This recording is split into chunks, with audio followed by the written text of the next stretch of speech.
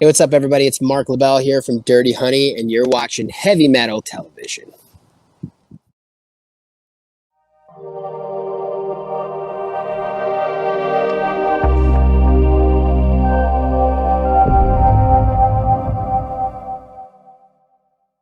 Hey, I'm Monty Colvin, and this is Art That Rocks. Okay, today I'm going to be solving once and for all the debate over who was better as a frontman for Van Halen. Was it David Lee Roth or was it Sammy Hagar?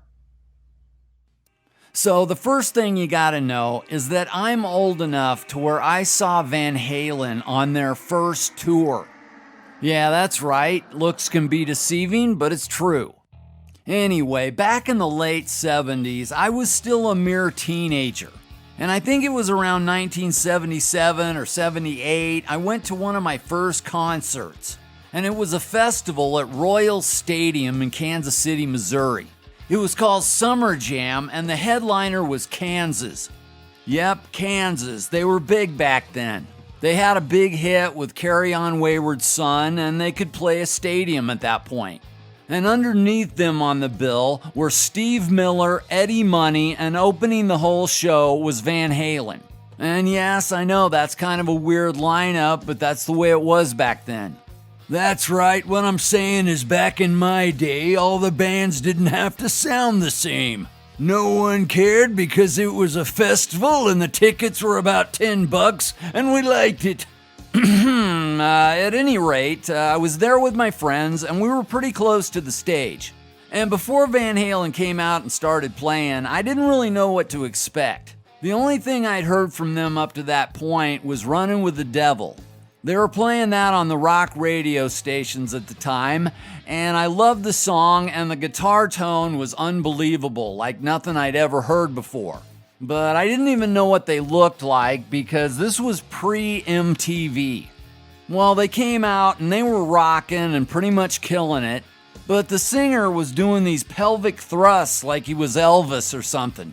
And of course, I now know that that was David Lee Roth.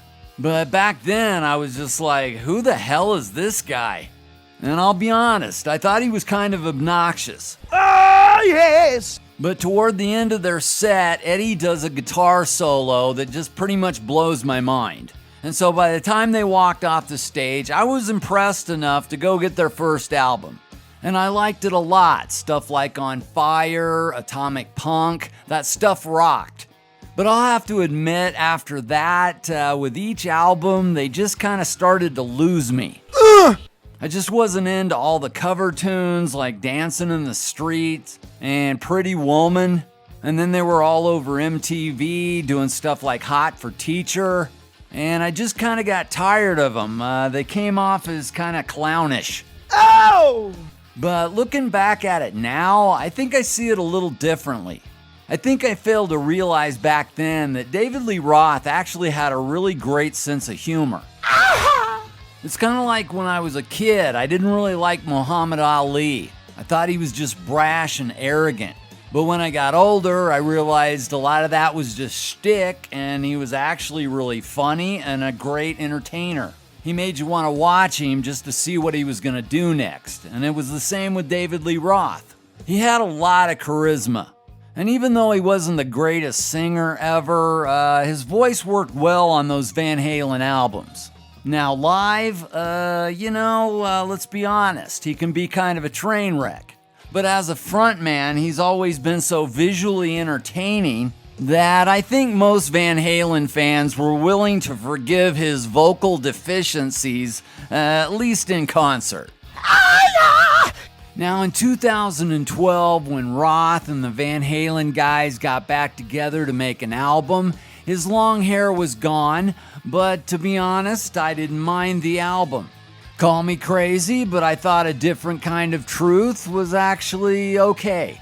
I thought there was some pretty good songs on there, and it was enough to make me want to go see them live on their tour, which I did. And even though Dave was now less like Jim Dandy and more like Tom Jones, the band was still great and I had a good time. Oh, yeah! So there's some thoughts on David Lee Roth, but what about Sammy Hagar? Well, stay tuned.